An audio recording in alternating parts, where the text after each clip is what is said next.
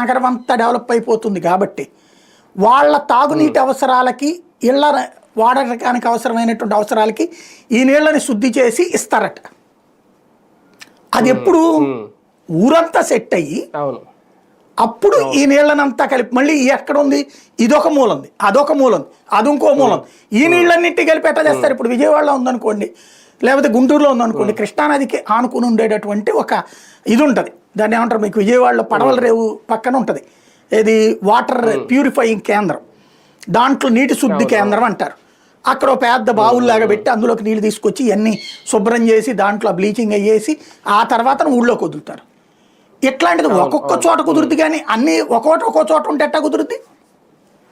కానీ అంత నీటిని తాగి అంత వినియోగించి అంత జనాభా రావాలంటే ఎన్నేళ్ళు పడుతుంది? ఇది ఒక సమస్య ఉంది. ఇవంతా పూర్తయితే వాళ్ళు సెకండ్ స్టెప్ లోన్లు ఇస్తారు. ఇప్పుడు ఫస్ట్ స్టెప్ లోన్ ఇచ్చారు వాళ్ళు, సెకండ్ స్టెప్ లోన్ ఇవ్వాలంటే అది. ఈలోగా ఇప్పుడు ఒక అద్భుతమైనటువంటి సౌందర్య నగరం సృష్టిస్తున్నాం.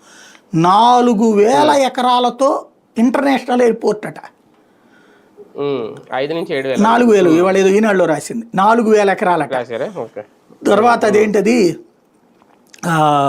ఇంకొకటి ఏదో చెప్పారు భారీగా, అంతర్జాతీయ స్టేడియం, అదొక 250 ఎకరాలు 350 ఎకరాల్లోనూ రైలు ప్రాజెక్టులు.